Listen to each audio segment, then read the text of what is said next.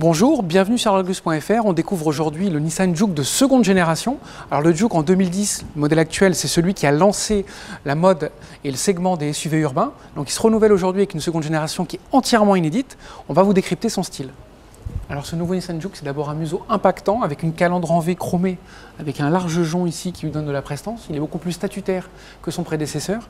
Et puis en même temps, on reconnaît aussi l'éclairage sur 2 étages, avec ici des feux à LED en forme de L, et puis ici un éclairage en forme de Y.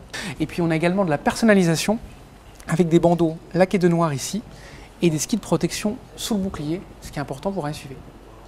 Ce nouveau Nissan Juke repose sur la plateforme technique CMF-B qui est également partagée par le nouveau Renault Captur.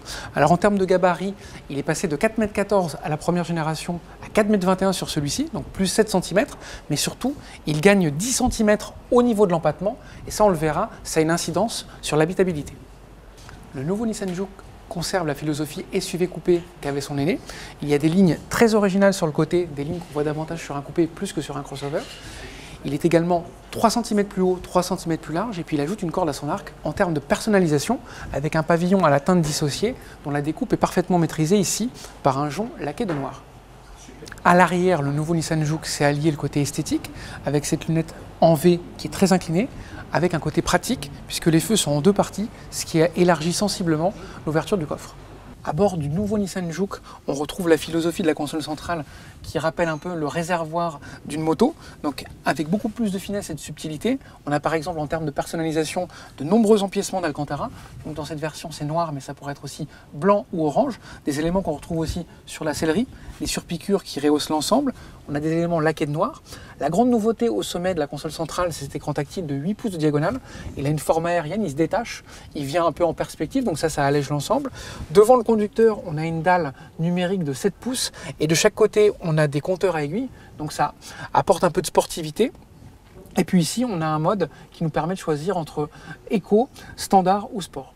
La première génération du Nissan Juke était décriée pour sa piètre habitabilité aux places arrière et une mauvaise accessibilité.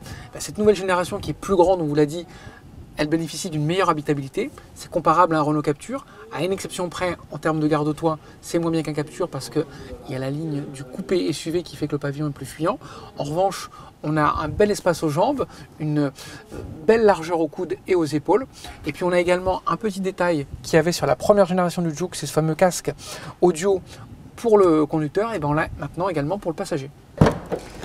Plus imposant, ce Juke profite d'un plus grand volume de coffre. Il y avait 354 sur la première génération, on est passé à 422 litres. Pour mémoire, un Qashqai qui est dans le segment au-dessus est à 430 litres seulement. Donc sur les aspects pratiques, on a un double fond, on a un plancher plat, et puis surtout, comme je vous le disais tout à l'heure, avec les feux en 2 parties, on a une ouverture qui est beaucoup plus large et plus haute, et ça c'est très pratique. Sous le capot de ce nouveau Nissan Juke, il y a un moteur 1 litre à 3 cylindres turbo qui développe 117 chevaux. C'est le moteur qui a été étraîné par la Nissan Micra. Il y a 2 types de transmission, donc une boîte mécanique à 6 rapports ou une boîte DCT7, donc double embrayage doté de 7 rapports. Par la suite, on imagine une version hybride sur la base d'un 1,6 litre atmosphérique et pourquoi pas aussi une version 1,3 litre turbo qui ferait dans les 160 chevaux. Mais ça, c'est pas officiel. Donc sachez qu'au lancement, il n'y aura qu'une seule motorisation et surtout pas de diesel. Le Nissan Juke est d'ores et déjà disponible sous la forme de la première édition, donc ça sera le contraste aussi parce qu'il aura une carrosserie noire et un toit rouge. Alors commercialisé au prix de 27 990 € en version boîte mécanique et de 29 490 € avec la boîte DCT double embrayage et 7 rapports. Mi-septembre, on connaîtra l'articulation de la gamme, mais on sait d'ores et déjà que le prix d'appel sera à 19 990 €. Nous, on vous remercie de votre fidélité. On reste en contact sur les réseaux sociaux, notre chaîne YouTube et notre page Facebook. Et on vous donne rendez-vous très bientôt sur Argus.fr.